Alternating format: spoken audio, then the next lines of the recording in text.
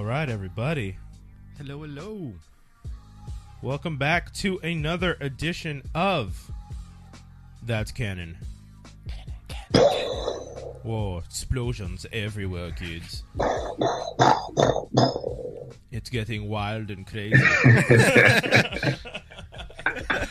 I couldn't keep that one up.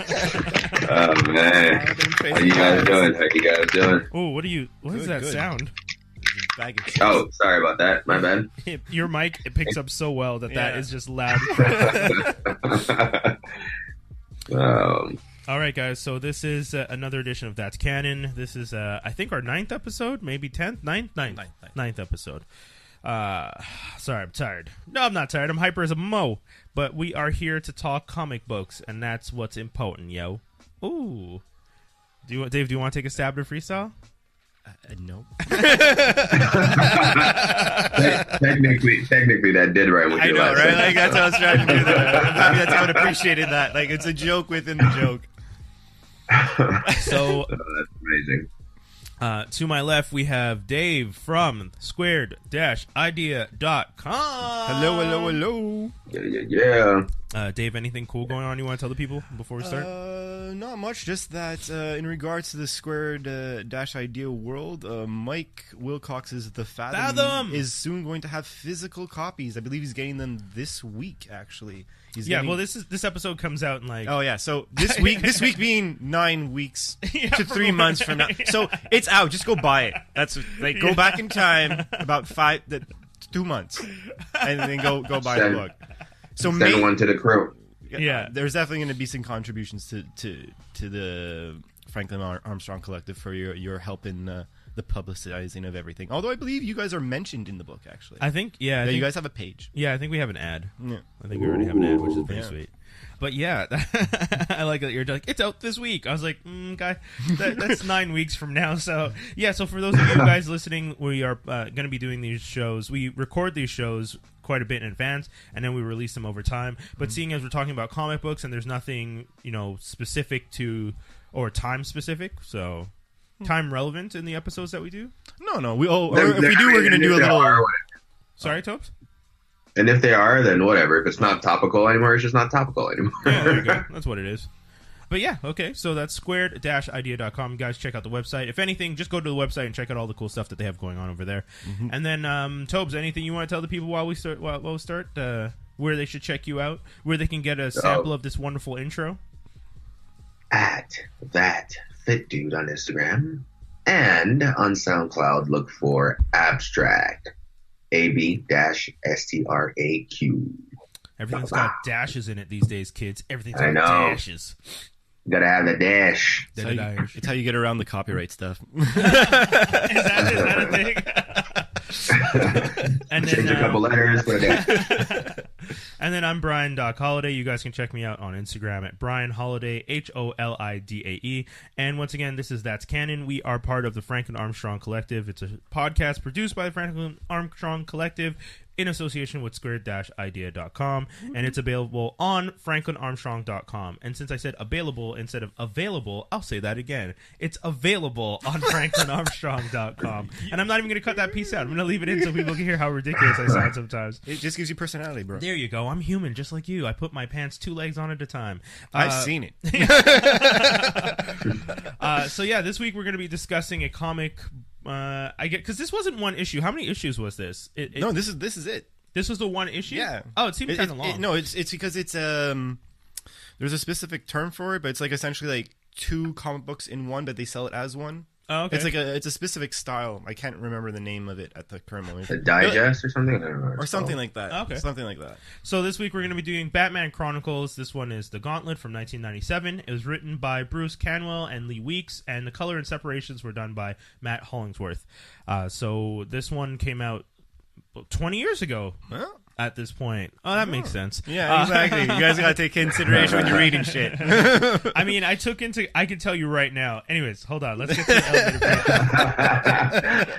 Oh, man. We're going to sandwich Dave's elevator pitch between Tobi and mine's, because I feel like Tobi and mine's are going to be harsh on the same page. But Tobi, I'll read the first one. You want to read the second one? Sure. Okay, so the first one. This is because there's two different pitches that were. These are the original DC comic pitches that were written down. Dick Grayson has been training for a very long time, and Batman is giving him a final exam before he's allowed to go out on the patrol as a crime. Oh, damn, Toby! At least let me finish. I'm sorry. This final exam got me. All right, sorry. Go ahead. He's allowed to go on a patrol as a crime fighter. The challenge is he will be given a 6-hour head start at dusk, and then Batman will hunt him down and try and find him within city limits. If he can make it until sunrise without getting caught, he passes. I feel like that description leaves out a lot of the story, because there's a... I mean, that's the gist of it, but there's a lot to be said about that. Anyways, okay, Tobes, hit them with number 2. Oh, my gosh. Sorry. Gain composure, man. Be professional. I put myself on mute and I was laughing. I couldn't control laughter. Okay. It's a tale from Batman and Robin's past. Before Dick Grayson can don the Robin costume as Batman's partner, he must pass a final challenge. You've already given up. I'm sorry. It sounded so good initially, and then I'm looking at his face, and it's really hard to not laugh. I'll start over. I promise. You guys have too much hate in your lives. I'm just laughing because the description is exactly how I feel about it, and I'll explain that later on. It's a tale from Batman and Robin's past. Before Dick Grayson can don the Robin costume as Batman's partner, he must pass the final challenge, elude Batman for an entire night within the confines of Gotham City. But his game of hide-and-seek becomes deadly when Robin stops what appears to be a simple mugging and inadvertently intercepts key information. Now he's a target of a ruthless mob boss, his deadly gang of thugs, the GCPD, and of course, Batman himself, who races to find his young ward before it's too late. Okay. His young Burt Ward. Okay, so elevator pitch. Do you want to go first, Toby? Since you just okay, I'll go first. So this is essentially, I think of it as their attempt at doing a Robin year one, but in a small story, but then not doing it well. So my elevator pitch would be, all right, guys, we're going to give you the Robin year one, and we're going to try and make it interesting, but it won't be. But kids will still buy it because it's part of the Batman lore. There you go. That's my elevator pitch. We really got to start visually recording these because I feel there's a lot taken out of context. Like, even if people saw my face right now. Anyways. Was it my hand gestures? Oh, it was a lot. My like 1980s coked up hand gestures. Buy my film. I'm not sure if it was coke or it was Italian, like, mother having a problem. So, no, well, my elevator pitch would be simply put, this is the story of how Batman finally pulls the trigger on allowing Dick Grayson to be Robin. Yeah. That's basically it. No more sentences. See, if you pitch it like that, that would be good. But okay, sorry, that's fair. Oh God, Toby. So here comes Toby. All right. So at this point, I'm like a guy who's been trying to write for this comic book, DC whatever conglomerate for years, but I've just been failing. And this is like my last chance. I know it. It's my last chance to prove myself and to make a name for myself in the office. So I'm running to the elevator to catch the executive so I can pitch them this idea of a Batman story. But I want to make it a Robin story instead. But because Robin's not popular and I'm not that good of a writer, I'm going to put Batman in it so people are going to buy it and read it thinking it's a Batman story and just put it under the Batman Chronicles and then make people try to buy it that way. And the executive was like, you know what? Why not? That's not a bad idea. Yeah, let's do that. Because that's exactly what this is, man. That's why it's not called Robin the Gauntlet. It's called Batman Chronicles the Gauntlet because they want you to pay attention to the Batman aspect of it. Yeah. No one would have bought this otherwise. Oh. Yeah, it's rough. That's rough. That would be my only way to sell it to someone in an elevator pitch. It just there's Bunch so of hate. Yeah, Bunch of hate. there's so much disgust. I'm just gonna leave. You guys are gonna be chilling for an hour, just bragging on my book. It's okay. We all picked. Who picked Coyote? You did, right, Doc? I picked Coyote. I mean, I still stand behind that pick because, if anything, that was the first time we got to completely destroy something. So that was fun. You guys have to admit we had fun with that one. We did because we were just like, what the. What's this? Did.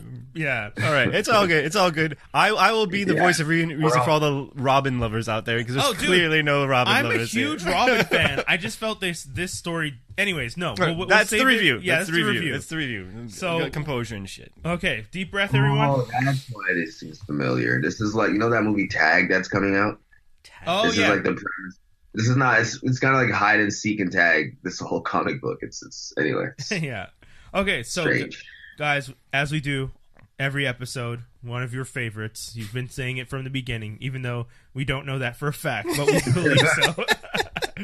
This one is called Judgment Call. 2 people go in, no one comes out, because it all gets left on the floor. On the floor, not after. The things that happen within Judgment Call stay within Judgment Call. It's like Vegas. Yeah, I feel like I have to make that clear because some people who are in the studio with me... It was still during the Judgment Call time period. The segment was not over. In any case, some people take things far, and especially when these two meet in the ring. Hey, we like friendly competition. There's no hate. There's no animosity. Unless you guys have conversations behind my back. There's a little animosity. There's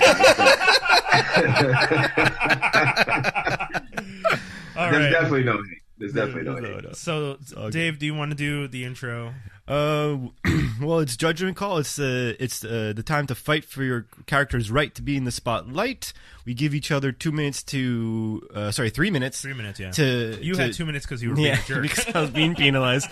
We give each other 3 minutes to talk about our characters, which we feel is not being used properly and/or has been a bit in the spotlight, but is like, you guys are not properly shining the attention onto that person. Then we have 2 minutes to rip each other apart in any shape or form we deemed fit. Yeah. And then we have someone who will be the judge, which is the third man, or the odd man out, which this time will be Brian.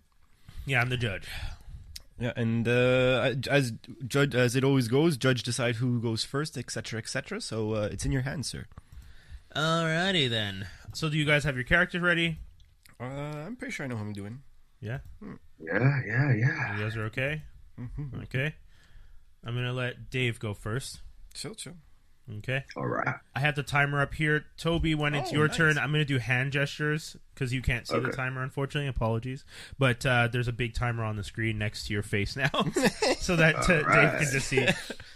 All right, ladies and gentlemen, Judgment Call. Once again, this is Dave going first versus Tobi, who will be going second. The gentlemen get 3 minutes and then 1 minute to counter each other. Dave, yours starts right now. Okay, I'll be promoting the infamous bounty hunter Lobo. Someone who has had a little bit of light shine on him, but he's never had anything. He's not had anything really long term.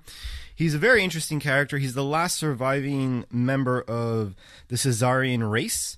He has many interesting attributes such as strength, superhuman strength, speed, stamina, a ridiculous healing factor. He's immortal, has genius level intellect, even though he's really much perceived as an idiot based off how he behaves and his look. He actually is the only person who owns a red power ring and actually doesn't use it. He just has that as like a weapon because he basically helped out the Red Lanterns at one point and was like, my payment is give me a ring. So it's really interesting.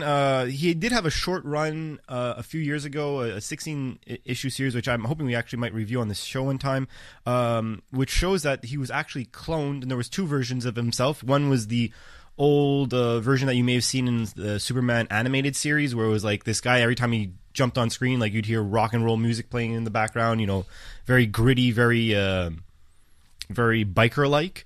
And then there was the real Lobo, which was like this very sleek-looking, very intelligent, well-spoken Caesarian, who's the last of his kind. He ends up killing his clone version of himself, and that by the end of the series, you actually find out that he gets turned into that Lobo. Like, you find out why he goes from this like cool, sleek bounty hunter to like this crazy biker guy who's like kind of insane, which is a very interesting run. I think that this guy should be given more spotlight because, frankly, it's just very entertaining. And with the breakthrough of a lot of like R-rated comic book characters coming out, like your Deadpools, Cable, they're saying that maybe X-Force will come out. You know, you had Wolverine's Logan. I think this would be. I think this is the thing that could actually bring DC back to having like a constant. We're going to have a serious version of ourselves, because I find like their movie verse is a little out of whack. And that's about it. Oh, also the story of actually how his planet is destroyed is actually he does it in order to save basically his planet from destroying other worlds because the entire planet goes insane, which is actually a very interesting concept.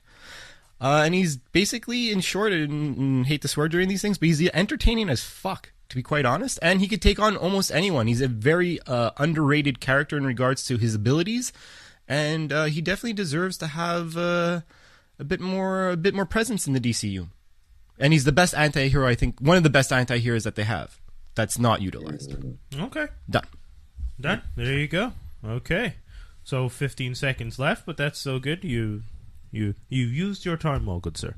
Tobi, let me know. Sir. You're ready?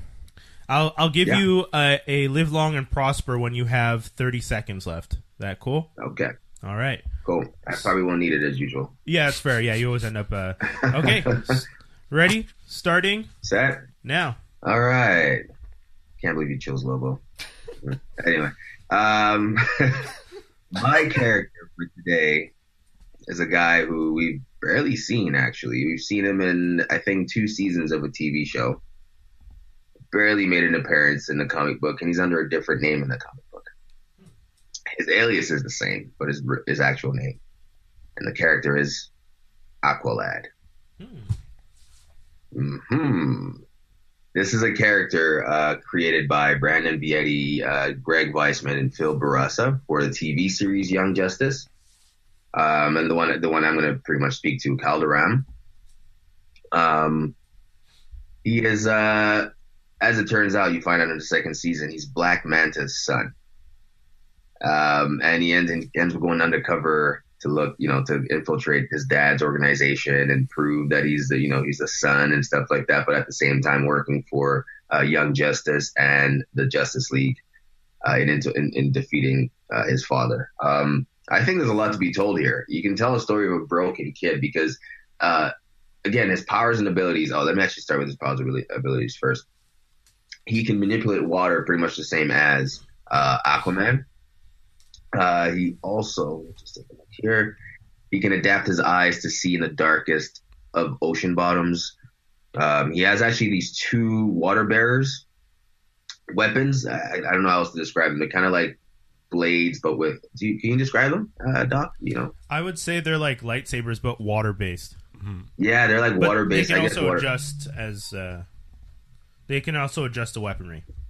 Yeah, exactly. And it allows it. Pretty much what they do is allow him to focus the power of the water and create shapes and weapons with water. And I think, in my opinion, way cooler than Aquaman would. I don't think Aquaman actually normally uses water the way Aqualad does. And also, he's actually also defeated Deathstroke and Black Manta in the Young Justice series as well. Like I was going to say before, there's a lot to be told here in terms of a kid who's broken. He's torn between, who his father is and who he actually wants to be. And he's not overpowered. He's going to struggle. There is an element here that can touch on DC a little bit. Sorry, not DC, but the Justice League as well. You could tie that in. But there's a lot to be told here about a kid who really is just trying to discover who he is, aside from who he should have been. Okay. You guys both use exact the same amount of time, so that's cool. Fair. And then for rebuttal, I think I'm going to let Tobi go first. Cool. For the rebuttal. So, Tobi, you're going to have 1 minute right about now. Why do we want Lobo the Hobo on the big screen? This dude just rides around on a motorcycle through different planets and disrupts and causes havoc and wreaks havoc. There's no backstory. There's no purpose. There's no reason for being. He just is, I forget what part of the world now, but there's a place where they have an abundance of these salty river crocodiles. Some are docile, and then they have these rogue ones who actually go after people. That's what Lobo is. He just has these moments of he likes pain and creating torture and causing shit for no reason, and that's what drives his stories. There's really nothing of substance there at the end of the day. You'll get bored of that after an episode. So that's all I gotta say. Okay. Lobo no hobo. Sorry, bro. All good. Okay. All good. You had 5 seconds left. That's good. That's fair. It's okay. All right. And then, Dave, It's all good. you get to Calderon is the Aqualad that you will be refuting today. You have 1 minute starting now. God, I don't give a shit about his name. Lobo, I'm happy that you said what you said, because that's exactly the reason why he needs attention, is because there is so much background for Lobo and why he's like he is, and then the way how he's demented is actually something that is, there's actually a niche for that stuff called Spawn and whatnot. You may have heard of it. Now, if we were to jump to Aqualad, I'm so sick and tired of kids. Who cares about the kids? And frankly, get Black Manta to be important first. If you're going to do that. Get Deathstroke to be important first. Also, sure, okay, Aqualad is cool, but again, to a certain degree, I actually like Aquaman, but you got to still establish him before you're going to introduce a kid version of him. And also, frankly, who cares? Who cares? Like, he's cool, but like, that's the same thing as Lobo. Well, he's hobo. Well, this is a hobo in the sea. I don't care. All right, gentlemen, that was. Why do you need to establish a back? Whoa, No, hold on. I just want to say, why do you need to cool. establish another character in order for one character to have it? Like, who? So for Lobo, you need to establish Superman. You'd have to what I'm establish his Earth for sure. No, Oh, sorry, his Zarnia? The planet. The planet. Whereas for Aqualad, you literally said he's Black Manta's son. I mean, if you're going to find out, he's Black Manta's son, how can he be that important without if knowing you who Black Manta about is? it, the public doesn't necessarily need to know who Black Manta is. They just need to know what he did.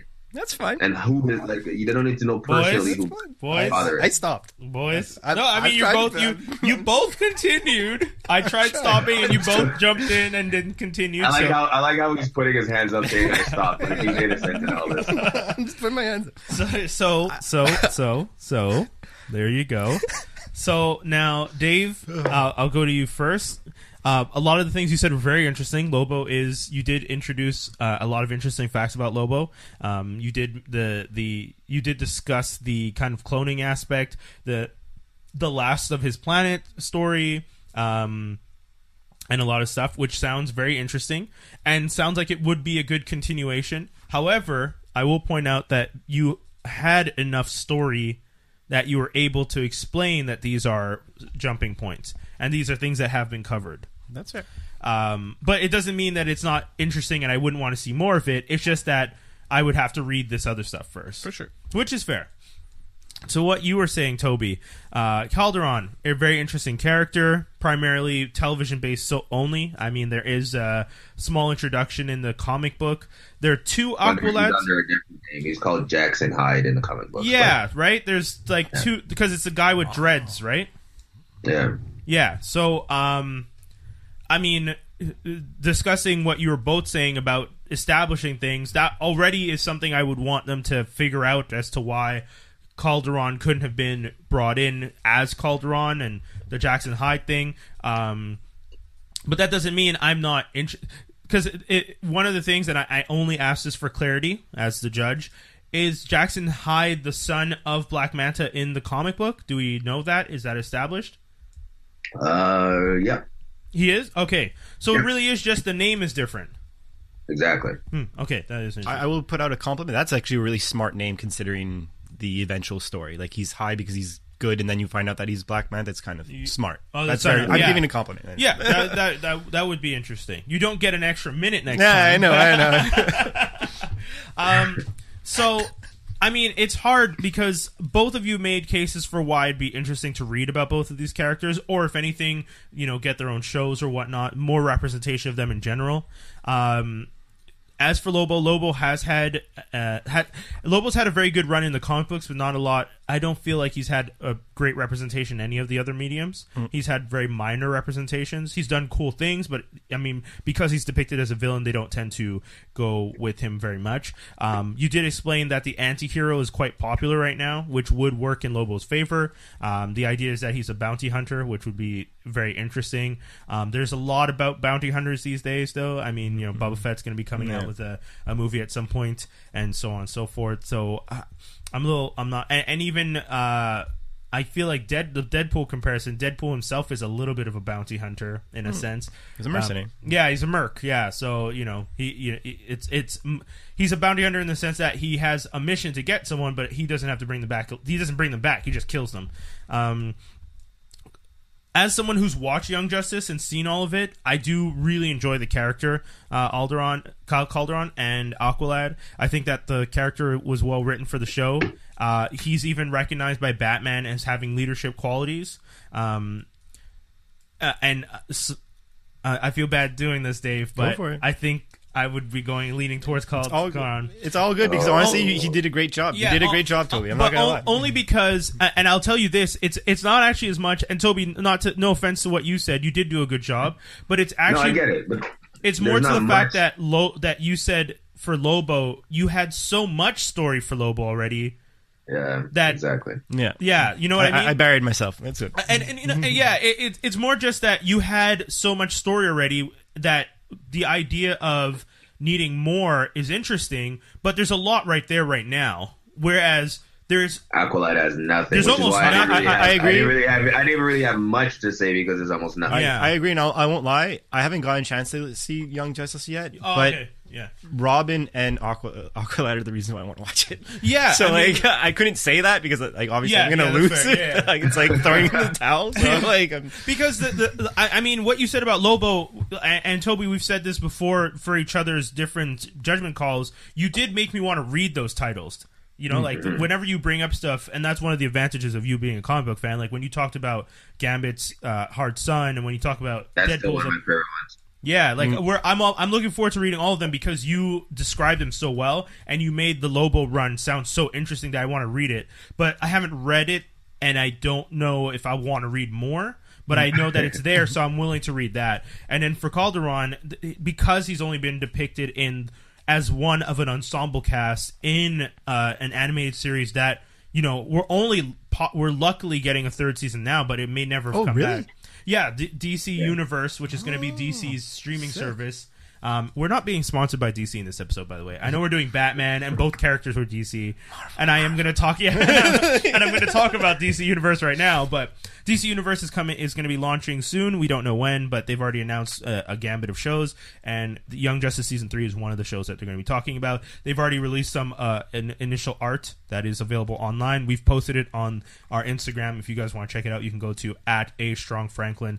You'll have to scroll through a bit because it's a couple weeks older, but if anything, we'll tag it with That's Canon so you guys can see it with the tag. But for Aqua, I think Season 3 should be out around the fall. Hopefully. I mean, I want DC Universe to confirm when they're launching. That's my thing, but yeah. But is he in anything now, out of curiosity? Jackson Hyde, the character? Yeah, the character. Is he anything? I don't know. I'd have to... Tobi, you'd have to double check, but When you say is he anything? In anything? Is he in any written stuff right now? Because I know Lobo had another short stint with the New Justice League of America or International, but that was... I think it's already over. I could be wrong, though. Okay. I mean, yeah, we'll let Tob check it out and he'll confirm. But yeah, I don't think he's been in anything since 2016. So that's a shame, though. Yeah, that's one of the things I find really weird about. That's one thing DC I find does a little weird. They introduce characters. There's a big hoorah around it because I remember when Jackson Hyde got revealed, fans were really excited because they had been wanting to see more Young Justice characters brought into the comic books. And then I never heard anything past that one panel where he comes out of the water, or he's by the edge of water and he's standing the way Calderon stands in the comic book, but he had dreads and people were just like, what? So, yeah. But then they changed when they rebooted DC, right? Yeah, exactly. The Rebirth in 2016, they actually readjusted the continuity. Okay. And Jackson Hyde, the version, they reintroduced him as a gay teenager. and visually looks more like the Young Justice version. Oh, interesting. Okay, that's cool. Still really like that name. Yeah. I think that's a smart name. Yeah. So yeah, ladies and gentlemen, folks, fans of all ages, that was our judgment call. So we'll be going into our next segment that we do. This one is called The Review. Guys, who wants to start this one? We're going to be talking about... one of you guys want to start it. Batman, that's what I think. Batman the Gauntlet, Batman Chronicles the Gauntlet, 1997 by Bruce Canwell and Lee Weeks. Color and separations by Matt Hollingsworth. The story is a 2-in-1 comic, like Dave was saying. We'll probably figure out what that's. I want to think it's a Dynasty book or a digest or digest. It's something like that. Whatever There's a it's specific called, name for it. It's a little bit longer than your standard comic book, but it's an interesting story. I felt duped. Like, is it really the name, or is it like the whole ensemble? Okay, so here's the thing: when you suggested it, I read Batman Chronicles: The Gauntlet. So I'm thinking this is a Batman story. It starts out like a Batman comic book. Yeah. I'm like, cool. And then it turns into this weird soap opera. Like, I'm the puppet master pulling strings for telling Robin to go out into the streets, and I'm going to look for him, and that's his challenge to finally be my partner on the streets. And then somehow Robin encounters the same mobsters that I encountered on the streets. Yeah, I've been chasing for like...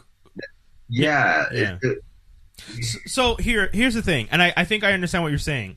One of the things that made this comic a little a tougher pill to swallow is the fact that the story is kind of this perfect circle where Batman is investigating something and Robin, on his first night out, happens to fall into it. Because the idea... The same exact investigation. And I mean, Gotham City as a city is a huge city, right? It's supposed to be the representation of like Chicago and New York. It's supposed to be the city, like those big cities, you know, at night specifically too, because it's always supposed to be darker.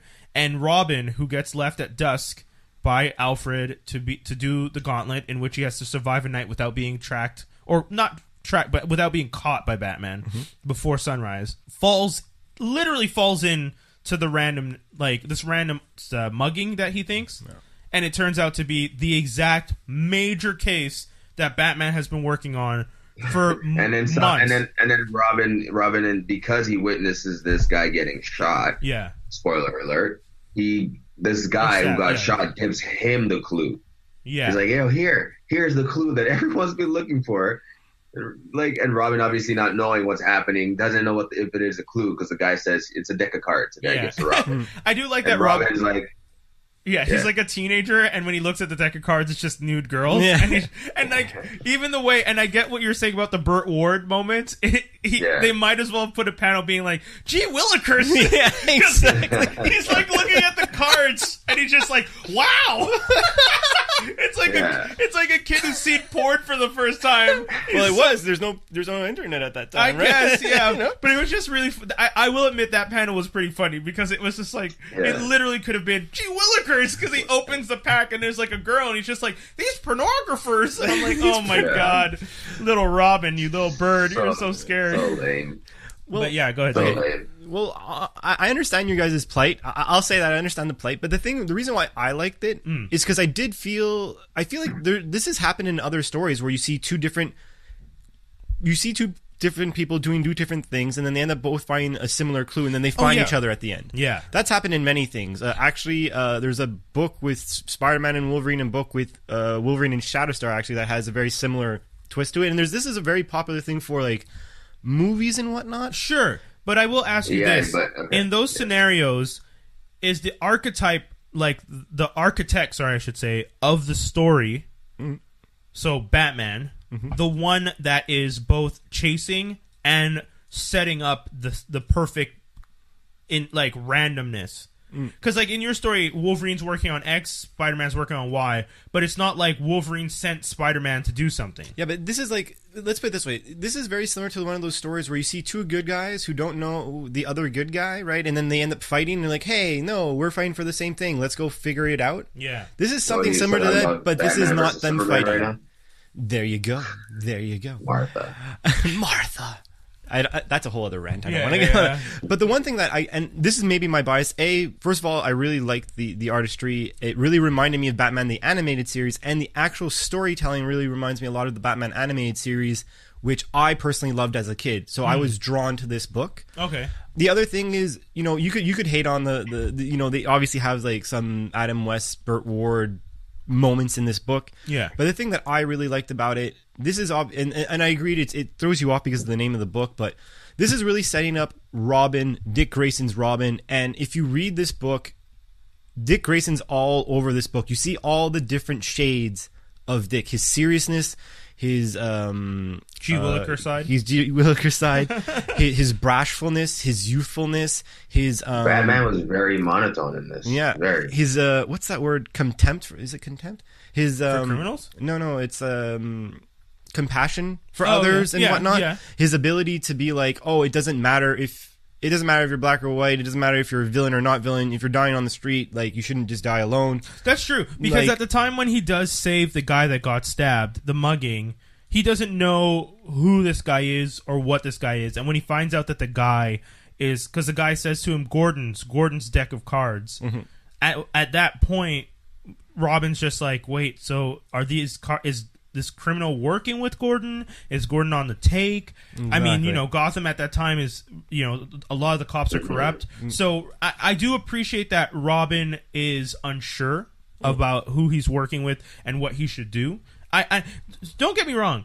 I'm not saying I hated this comic. It really sounded like before when we started this airing. The thing is, I'm not saying I hate it. I just think it could have been better written. Oh, I could say that as well. Yeah. I could say that. I think one of the things for me was the writing for the story felt lazy at times. Like, the coincidence feels too easy. And I see why Tobi referenced soap operas. Because it really felt like a soap opera style coincidence. Like, oh, my twin brother was the one who had you fooled all along. Like, and there was so much exposition. Like, Batman, you see Batman talk in his comic books, but it's usually like answering a question or dropping knowledge on something, right? But in this one, he's talking like, and this is what I'm going to have him do. And this and that. Like, he's literally saying, like, I forget. Let me see if I can find the. But he's monologuing. He's villain monologuing. That's why you guys are upset because he's villain monologuing and he's the hero. Yeah, it was weird. Yeah. I get what the writer was doing. The writer did that because there are long periods of time where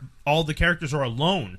Because, you know, Robin's whole point is to try and avoid being caught by the mob, try and avoid being caught by the cops, try and avoid being caught by Batman. So, if anything, he's doing a good job in the sense that anytime we're reading him monologuing to himself, that's a good thing because he's not around anyone. Yeah. But at the same time... he's winning. Yeah, quote unquote. But at the same time, it's kind of annoying because you're just like, oh, okay, I guess you have to explain to us because we can't read his mind, so we have to see it. But it's kind of just this weird... But my question to you guys is, would you have had a different opinion if instead of saying it out loud to the reader, if they had thought bubbles? Would have changed it for you guys? Maybe, I don't know. Maybe because no one really talks to themselves, right? Like that. But I feel so maybe that would have made a difference. Because the one thing that's weird about comic books, right? Like, especially when it comes to older comic books. Yeah. Older comic, like the whole concept of the thought bubble, I thought got popularized maybe, let's say, in the early 2000s. Oh, okay. So, like, this is before that time. So this is, like, during that period of time of, like, we need to get thoughts out, but we have to say it because no one else would think, right? Yeah. So I feel like maybe if this was written a little later, it would have been different. And at the same time, maybe. I think that one thing that you guys are experiencing, because I feel like you guys feel it's really condensed. I agree. I feel like this should have been a few issues. Okay. If it was issues, you would have been able to get more detail. You would have been able to have more moments. You would have been able to have things not have to be so it was quick. Explained to you. You have to have it on. You have to have it on the forefront. You have to read it on the cover, not in the book. That's what I said. There's a lot of exposition. They're just telling us what's happening. I completely agree with that. Instead of letting us like ride along, they're just telling us as we're riding along. It's like, okay, we get it. We're riding along. Let us experience it. Yeah. Yeah, I get that. It's that sense of like, I don't get to make a decision about how I'm supposed to feel with this. You're telling me you're supposed to feel this right now because we only have 40 pages or 51 pages to tell you the story. So we're going to make sure that these, you know, they don't use thought bubbles, but they almost make it look like torn pages from a diary. There were no stakes involved in this. You know, like you just knew going in. As soon as it started, as soon as Robin goes out on his gauntlet, you just know, okay. You know what? Okay. It is. There's no stakes. It's never really in danger. I will say this. I kind of wish if they had written this story, and it's impossible for us. We're 2018, and the comics Batman and Robin started in the 40s and whatnot. But if I had been a kid and this story came out, and Dick Grayson was going on this first mission by himself, and I didn't know that Dick Grayson ends up becoming Nightwing and leading the Teen Titans, and then there would be actual stakes. And I know saying that seems a little naive because in comic books we know no one ever even dies or stays dead even these days. It's temporary. Yeah, it's temporary, and I know that's naive, but that sense of actual threat to the character would be a little bit more interesting. Whereas and I agree with Toby, there's no threat. No. The whole time he's running, you know that he either... Like, the only thing that I felt a little anxiety about was, can he actually avoid Batman and solve this before sunrise? And I was really excited towards the end when it looked like he was getting the one up on everybody, but then you realize Batman had already found him. Well, and I was but Batman was observing, right? Batman. They made it seem like Batman, no matter what Robin did, Batman knew already. Yeah. Well, it's because they were, but the thing is, they arrive at the same time. And if you think about it this way, and this is me being, I'm just playing devil's advocate. Mm-hmm. If you're gonna be someone who's like, well, I'm looking for a partner, right? Yeah. Yeah. Batman, they arrived at the same time. Robin was already handling the situation. Yes. So he's like, okay, let's observe how he handles himself. Yeah. He has to know that. And so, okay, sure, for the last, like, let's say, equivalent to 15 minutes of this movie, yeah. You know, he knows exactly what's going on. And sure, someone could argue saying, okay, well, Batman could have stopped Robin. Batman saw Robin. He never grabbed Robin. True, and that's true. the point. He doesn't ruin it for him. Because he could have easily just been like, grab you by the collar, you Yeah. lost, and I'm going to grab this other guy by the collar, you're going to jail. This was, Okay. it was a good test. And I feel that's where it comes. I don't think it was a good enough test, and I'll tell you why. Batman is someone known as being terrifying, and the streets fear him, and being smart, a really good detective, probably the best detective there is in the DC universe currently. Yeah. I feel like the skills he would have taught Robin would have been better than what we saw in this. Oh, okay. Right? Sure. This should have been more of a cat and mouse series, not Robin falling into some random plot, or Robin creating plot in terms of, okay, I gotta go hide. Well, I'm gonna set all these traps, all these different diversions, all these people in your path. You're gonna lose me. Like, this is what I was trained to do, and I'm going to make sure I prove that to you today, Bruce. That's what it should have been. I like that. That's a good version. Or here's this. My version of this story, Batman tells Robin, I want you to go do your gauntlet. I'm going to follow 6 hours behind, but I want you to investigate the same case I've been investigating. I've given you all the information, all the updates. See, because then that thing at the beginning wouldn't have bugged me so much where he falls into it. If he actually was knowingly trying to find those guys and then got into it and then is handling it on his own instead of going after Batman, and then Batman eventually catches up to him, that would have been enjoyable. Sorry, go ahead. No, a step above on what you were saying. I say the same thing that you were saying, but again, I feel like your version would have also been very obvious that they got found. Yeah. So if anything, I would have said the same thing, but I would have been like, you have to do all this, but you have to stop 5 crimes, and I have to hear about it. Oh, okay. I stop a robbery, I stop a mugging, but it has to be. It's like if it's not on the police ban, like you just stop it. Yeah, doesn't count. Yeah, so we agree because that exposes him and makes him like have to find him. Sorry, repeat that. There should have been more at stake, and we agree. There should have been more to the story, more meat to this than just us seeing Robin fall into something and knowing Batman knows the whole time that this is what's happening. Yeah, because you see, I've read Damian's Gauntlet. Damian wins, and his gauntlet was the same thing. Like it wasn't exactly the same thing because if I'm not mistaken, in his version, Batman doesn't tell him, "I'm going to give you a 6-hour head start and I'm going to find you," because I guess he already knew that Damian would probably be able to handle that. His was, for sure, I'm going to put you on the edge of town and you have to get back to the manor before sunrise. And in which issues? I have to find that. I'd like to read that because it's very interesting. And the whole story of that one is that Damian gets brought out, and Damian's just like, all I have to do is get home. He's just like, all you have to do is get home. And Batman's just like, and Damian's like, that is ridiculous. Of course I can get home. This is not even a test. Why are we wasting our time? And he's just like, that no problem, just do it. And then you've passed. And then it does take him the whole night to get home. And because you realize Damian is changed and he starts caring about people and he starts stopping crimes the whole way through. But that's because that's his thing. Yeah, but Damian didn't care about people before. So he was the type of kid that if you gave him a mission it didn't matter to him. Like, he would have left the people behind to win the mission, but now because he's changed as a person, he actually cared enough, and that slowed him down. Sorry. When I said that's his thing, I wasn't. I should have waited. What I meant is that was Batman's thing for Damian, because Damian's like the anti-Robin. Yes. Sorry, that's what I meant, because all the Robins are always good-willed people who need to learn skills that they are missing. Damian's a complete opposite. He's the one who doesn't have compassion for others, and that's when Batman's like, "Yo, this 5-year-old's gonna really kill people all the time. I gotta stop this." There's a reason. There's a reason he has no compassion. Yeah. Oh no, trust me. I read all of the Robin books on their own. Actually, one of my favorite books, and it doesn't have a word in it. I was hoping one time maybe we'd have an episode where we'd grab, like, let's say 1 or 2 books of ours that we just want to talk about.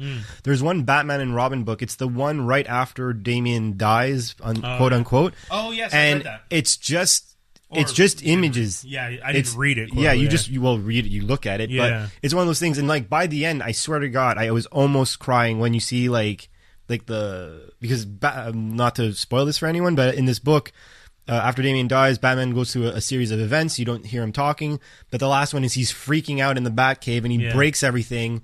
And then when he falls on his knees with his hands out, Damian's costume falls on him, just like how Jason Todd fell in his arms. And I saw it and I was like, oh my God, I can't believe like this. I'm getting like I could feel like an emotional rift within my body when I was like reading it. That was a pretty tough one.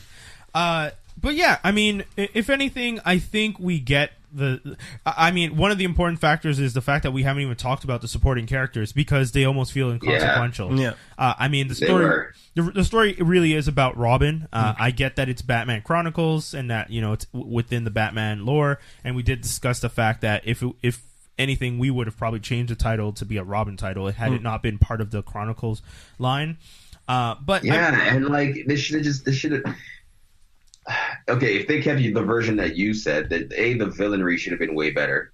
It was just like they were just throwaways. Like no one cares about Joe Minette and Barracuda and Jalapeno or whatever the freaking name you want to give them. But what about Terra Nova? Terra Nova. There you go. Like, what the hell? Yeah. Dude's name is New Earth. Yeah. Terrible. It's just anyway. There was a lot of flaws, and at the end of the day, it could have been way better told than it was. But do you think it was a matter of the '90s writing? I think it's one of those. This is a book. This is a book, in my opinion, that's geared to obviously people who love Robin. Yeah. But I do think it's the best book. If a kid was like, "Who is Robin?" Okay. This is what I would hand them. Well, who's Dick Grayson? Or who's Dick Grayson? Yeah, who's Dick? Oh, and the other thing I wanted to say, this is what you would hand them if they wanted to know because the thing is, because you want to know, one thing is, I one of my ongoing titles that I always read is Nightwing. Nightwing and Red Hood and the Green Lanterns are things that are at the top of my, and Deadpool are at the top of my list whenever I get them. Yeah. I was reading, I was behind, 5 issues with Nightwing, so I was reading them when I was reading this. And you see it. You could see how this book, it completely foreshadows how Nightwing's going to be. Yeah. And that, I think, as a Nightwing, as a Dick Grayson fan, and as a Robin fan in general, I find that this is, I don't know if it so happens to be or whatever, but this is a very good lift off to Dick Grayson. And like, it's because it has all the elements. It's like, if you're gonna make a Batman movie, his parents have to die. If you're gonna make a Spider-Man movie, Uncle Ben has to die. Yeah. Okay, obviously Robin's parents die in this one, but like how Dick Grayson becomes Robin, how he gets his personality, and how you know from the start that he's not mini Batman. He is a partner to Batman. He is a complement to Batman. Exactly. Thank you. That is what I find was in this book. So those key traits were in this book. Do I think the artistry could have been better? For sure. We discussed the word bubbles. Sure. Yeah. And again, just like how we were talking about a few episodes ago about Robin, the Red Hood. Yeah. And how we were like, oh, because it's written a specific way, you have to write Jason Todd a specific way. Yeah. Because this was only 2 issues in one there, or whatever, this Dynasty book or however it's called. If it was something that had several issues, let's say a mini issue of 6, or 4, whatever it is, I think you would have been able to deep dive a bit more into it. And I think that's That's what I see it out of it. And again, completely biased. It's my wheelhouse. This is the stuff I like. Yeah, I mean, I agree. If you could split this into 4 and do it the way I was saying, where Batman says 6-hour head start. Here's all the info on the case I've been doing. Try and find leads. Try and get more information.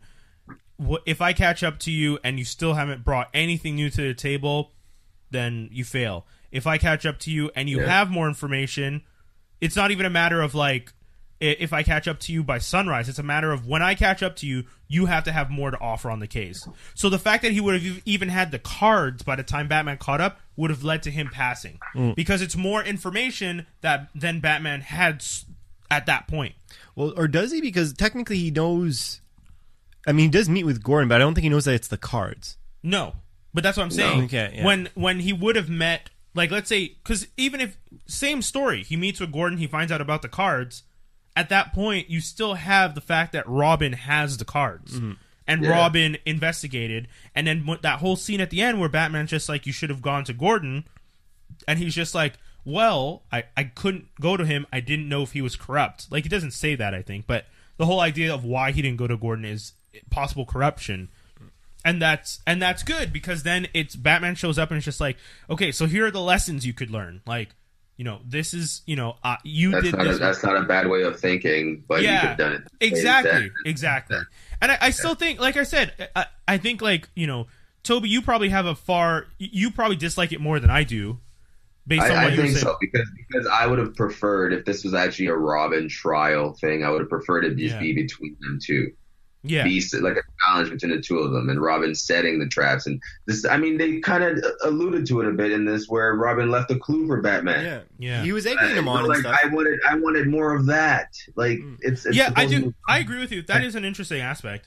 So right? the kind of riddle type thing, like and Batman, although this one he figured out in like 0.5 seconds, he figured it out so quickly. But it's smart though. Yeah. It should have been more of that and less of the mob bosses and stuff. This should have been like, you know, Batman goes somewhere and thinks it's Robin, but it's another kid in like a Robin costume. Like more of that stuff where it's just he's toying with Batman the same way Batman toys with his enemies. You don't think Batman plays with his food? Batman toys with his enemies, man. He does. Batman plays with his food. That's funny. I like that. I want to see more of Robin being that way. Maybe that's just me. Maybe that's not who Dick Grayson is. Maybe I'm thinking more this is a Damian thing. Maybe I was gonna say I would have liked to see just a little bit of that with Dick Grayson. Yeah, you would like a little bit more edge to Dick Grayson in the story. A little bit more edge. And I get, I like what you're saying. I get it, but when you say, that's why I call him Burt Ward. Yeah, but I get what you're saying, and also when you say maybe this is not Nightwing, like this is not Dick Grayson that we know, right? Because that's the thing. The version you want and the version I want for a little bit more is maybe that's the point Dave's trying to make. He's not there yet. Maybe that's the whole point. Well, that's because it's the start. It's the launch pad, right? I know, because the comic literally ends with, instead of the end, it ends with the beginning, and that's the whole point. So then in that case, then my story maybe could come later, but this could have been like trial number 1 and written better. Yeah. But can I argue this? Did the book not do its job? Because the only thing I've heard you guys say you were disappointed, but the other thing I've been hearing you guys say is I want more. So didn't it kind of do its job? Sure. Yeah. In that sense, yes. I don't want more of this. I don't want more of this. I want better. So there you go. Both more and better, but still more. I'm just trying to give a kudo to the guy. I just want the more. I mean, if anything, this makes me want to see all the gauntlets, though. Like, I want to see Jason Todd's gauntlet. I would love to see Tim Drake's gauntlet, because Tim is one of the only ones who he figured out that Bruce Wayne is Batman. So he's also on that level as a detective. Yeah, well, Batman's always said he's one of the best detectives that he's ever trained with. People argue that he's actually a better detective than Batman is. Exactly. Or, correction, he will become a better detective because he has to grow up, right? So because obviously Batman has years on him or whatever. But I would love to see Tim Drake's gauntlet with what Toby's discussing about hints and misdirection, because that one sounds like it'd be super interesting. Because I mean, it is interesting to me because like I said, we read this one because you brought it to the table. So this Robin, Dick Grayson Gauntlet, and I've read the Damian one, which was cool because I got to see two very different Robins and the different gauntlets they were put in and the different approaches they had. I mean, at the end of the day, Robin did the same thing in both. He helped people. So that's always been his core. No matter who wears the mantle of Robin, they always end up caring about making sure. And Tobi, I think you said it best. You know, the whole thing about how whether it's a criminal or this or that. Was it you who said that, or was it you, Dave, who said whether it's a criminal, whether he? Oh, that was me. Okay, so Dave said whether it's a criminal or a hero, a cop, or this or that. Robin doesn't want anyone to just lead a horrible death. He still believes in people's right to live. Yeah. And that's always been a Robin thing. So even when Damian takes over, Damian sees people being robbed and, I don't think he kills anyone, but he kind of does the neighborhood Spider-Man thing of just hanging them up and leaving them there. And because he knows he has to get back to the manor before sunrise, but he also has to try and stop crimes because he's Robin now. So... Okay, I think that's fair. I think that's good. I think it's a fair. I think I've said everything. That's a good review. Say. Yeah, I mean, I think we're all on three different sort of levels of enjoyment. of this comic. I didn't mind it at all. If I had to rate it, which are we going to do the ratings right now? No, we're going to do final thoughts after. We have one last one. Cool. Because we're gonna jump into our next segment. You mentioned it before. We're going to be doing sidekicks in best, fave, worst. Cool. This is our segment where we go over who we think is the best, the favorite, and the worst sidekick this week. We haven't done sidekicks before. We did a Robins once. Yeah, we did Robins once. Funny enough, we did Robins, but we didn't do sidekicks. Yeah. Well, we did Robins with the Red Hood. I think. Yeah. Okay, so does anyone have anyone have initial thoughts on which one? Anyone for favorite, worst, or anyone? I mean, when I think of... First of all, one of the things that I feel is an important thing to address is that the sidekicks, some of them are not really sidekicks. The way they're depicted in the comic book as sidekicks, kind of like Wonder Woman and quote-unquote Wonder Girl, or, whichever version of the Casey, who was the blonde one, or Donna Troy, who was the one before that was part of the Teen Titans. To me, when you say sidekick, I want an actual Robin to Batman, Red Arrow to Green Arrow. I'm not really Superboy was never really. Well, Aqualad to Aquaman, I guess, which is the original Teen Titans. I would say anyone who followed. Yeah, anyone who followed. You can't just say, oh well, we're in the same family, so I'm his sidekick. You know what I mean? Yeah. So for me, the worst is as much as Casey is powerful and Donna Troy were powerful, they to me seem like the worst sidekicks because they were never really sidekicks to Wonder Woman. They weren't. They don't have the qualities of sidekicks, and that's not a bad thing. It's not a negative thing. I'm not saying it's bad for you to be the worst sidekick. It just meant you were kind of a hero on your own. And if anything, the comic book writers just kind of wrote you in as a sidekick because they needed a younger... Because that's how the sidekick started back in the original days, right? It was because they needed teen characters to connect with children, so they started creating all these younger versions of the heroes and slapping the lad or lass or title. I'm gonna throw someone I think for some reason we keep overlooking it, and I don't know, maybe because we want to like him because he's black. I don't know, but I feel like War Machine is not. I'm going to throw him out there in the worst. I agree. Sidekick. Oh man, you almost made me replace my guess. He's not the most embarrassing or lamest, but and his armor is actually pretty freaking cool. Yeah, but he just something about him just screams rip off. Yeah, he's a carbon copy. You know what I mean? Okay, it's just why? It's just unnecessary. It's literally having two Iron Mans. That's the problem with it. Yeah. When you have a sidekick, he's supposed to be a compliment, not just number two of me. Yeah. He could be a robot. That's why his character. That's exactly it. That's why he could be a robot. He could literally be. I mean, robot. yeah. I don't know if you guys have been reading the comic books lately, and I mean, like I said, funny enough, we talked about not being time sensitive, but the issue 600 of Invincible Iron Man just came out from the latest run, and Rhodey just came back. Oh no. Yeah, and because he got killed by Thanos in Civil War II, and then recently Iron Man was not dead but in a coma, And when he woke up from his coma, the first thing he did was he figured out how he rebooted his body and said, I wonder if this will work on Rhodey, and then did it to Rhodey and brought Rhodey back immediately. Makes it more of a carbon copy. Yeah, it really, and that's, you guys make the valid point. That's why it made me think of it. The only reason he came back is because Tony did Experiment X on himself, and it was just like, cool, I'm going to bring back my buddy, and then use the exact same experiment, and then immediately both of them get thrown into suits and start fighting people.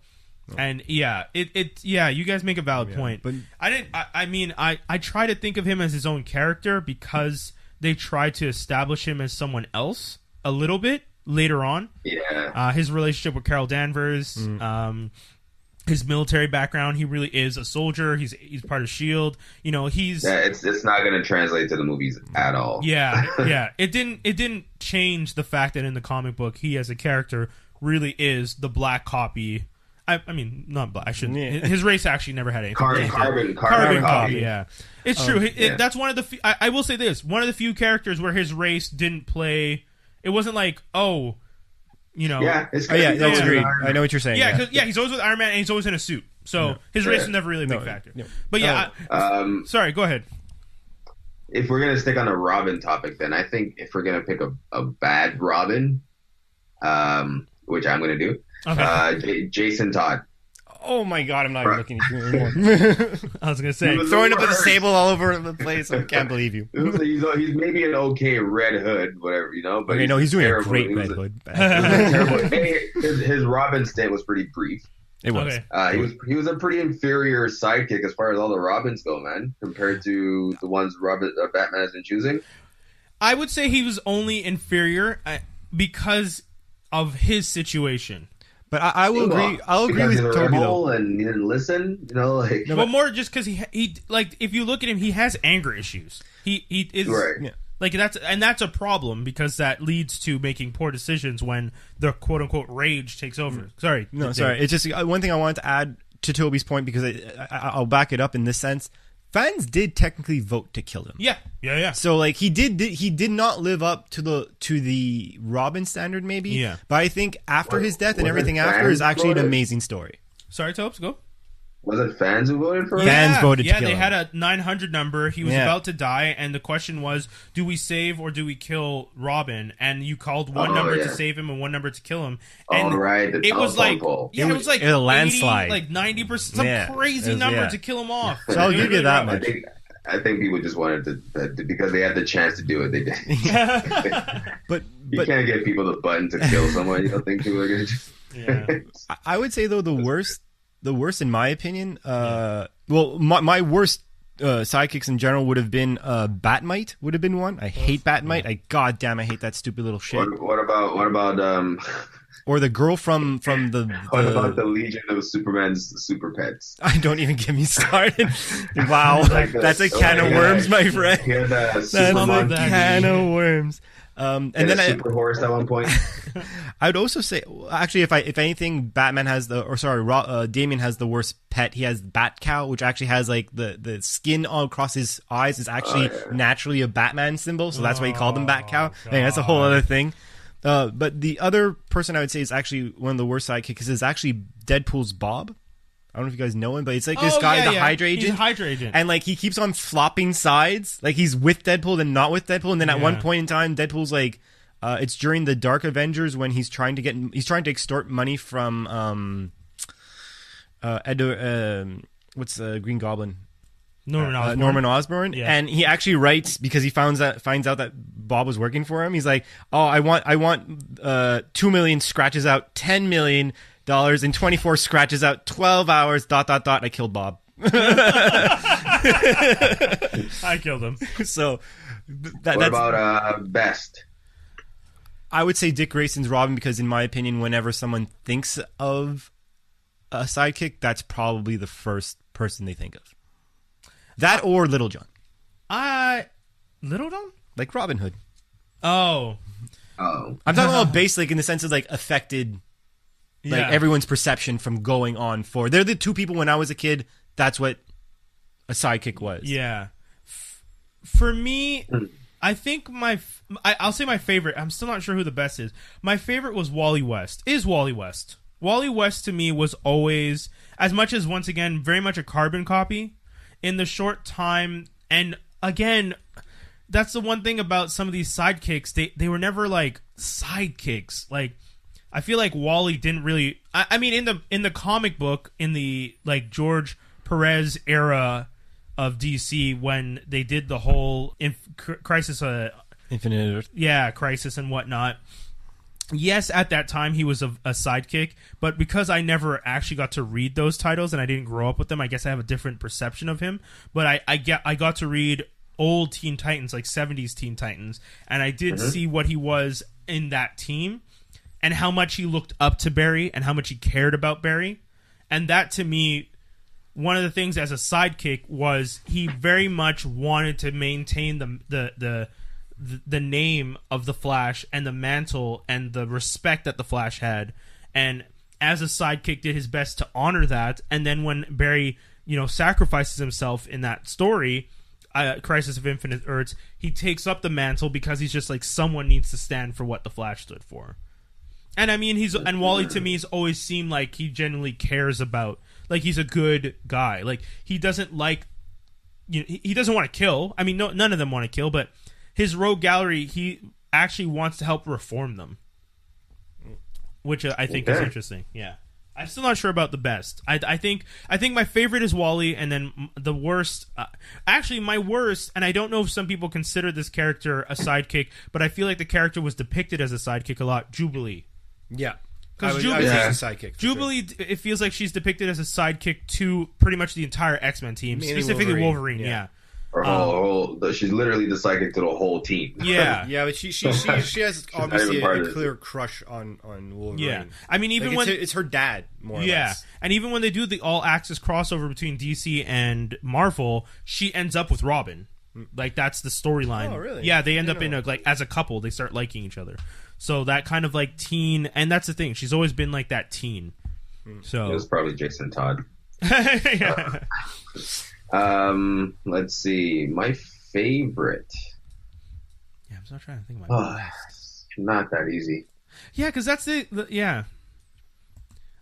I mean, I could say my current favorite. Because I'd say current favorite because it's hard to how many things, and I bet Tobi's having the same thing, is how many things we've read.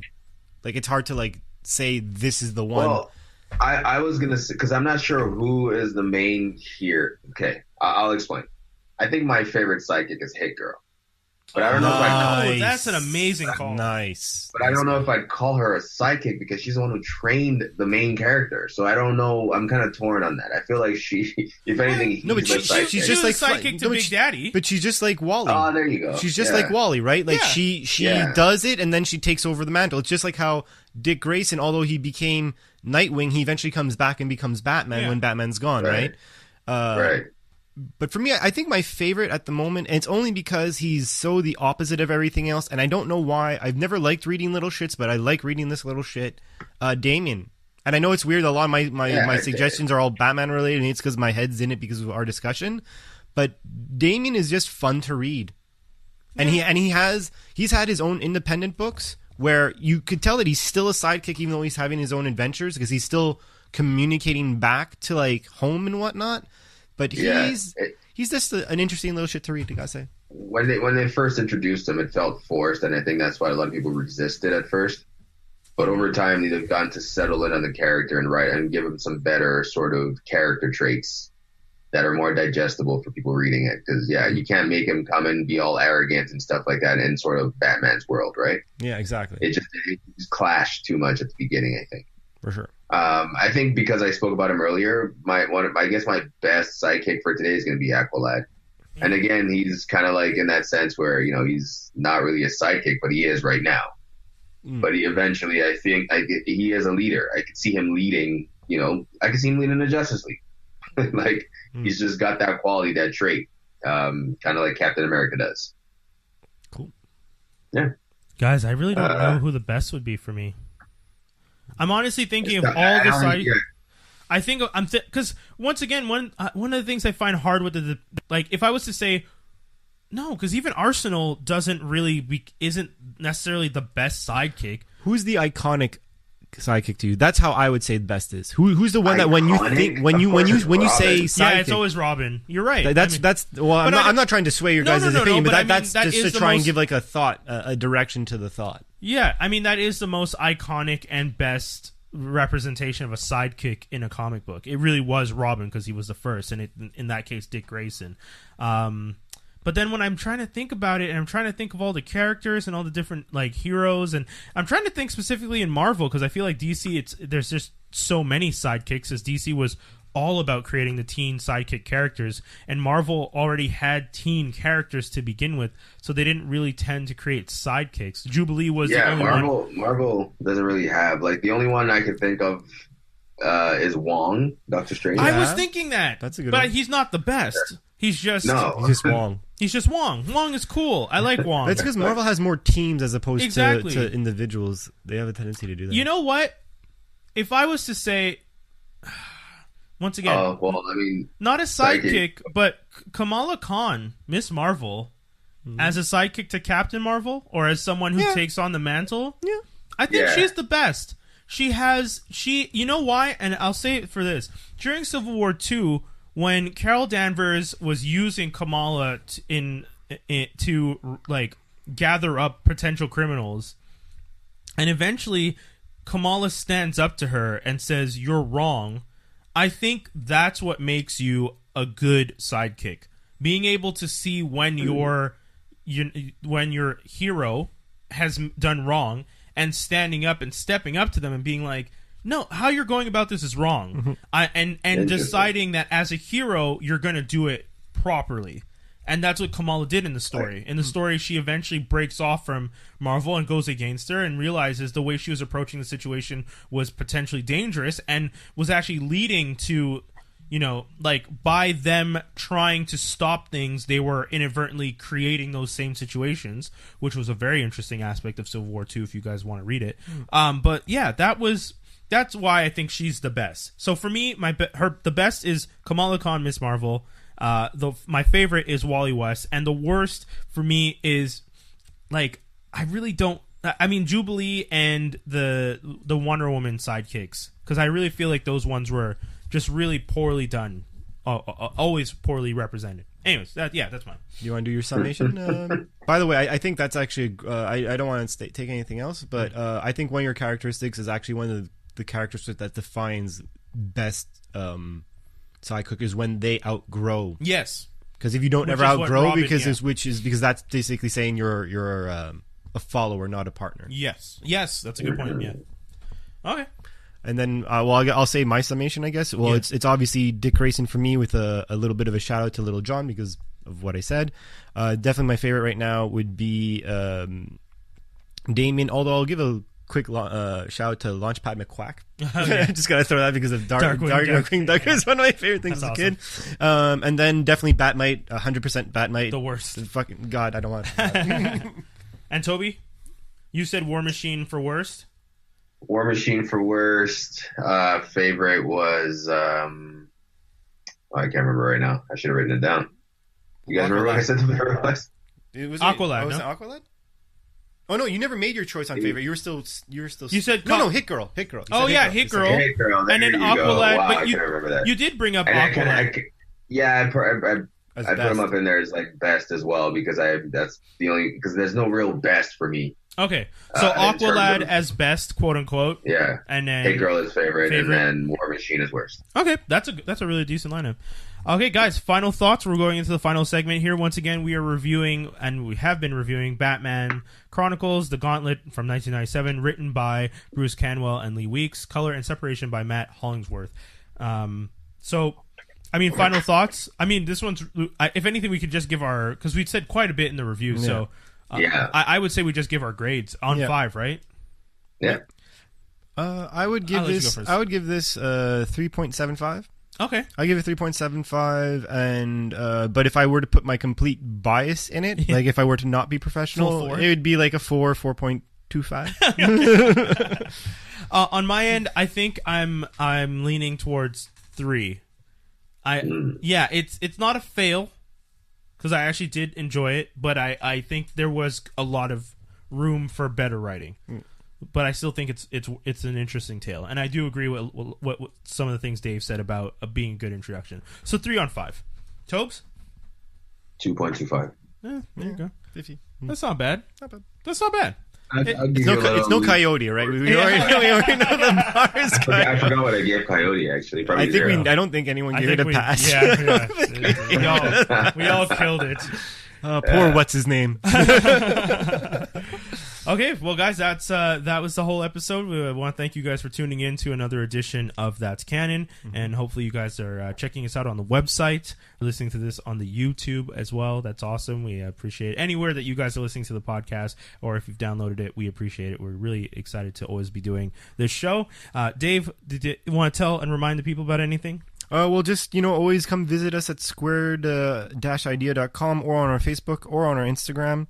Again, titles currently coming out. You could go to patreon.com and find us to find some of our online stuff, where you would definitely find things for Trinity, which is what me and Chris Nicholson have been writing, as well as The Fathom, which is Mike Wilcox's creation, which I'll give a little bit of extra information to. It's a zombie apocalypse book, and it's really important because now being again a few months from now in the past, it is officially has a physical copy. Maybe by now you'll have a physical copy of Trinity. Maybe, because I have no idea when this is going to air, so...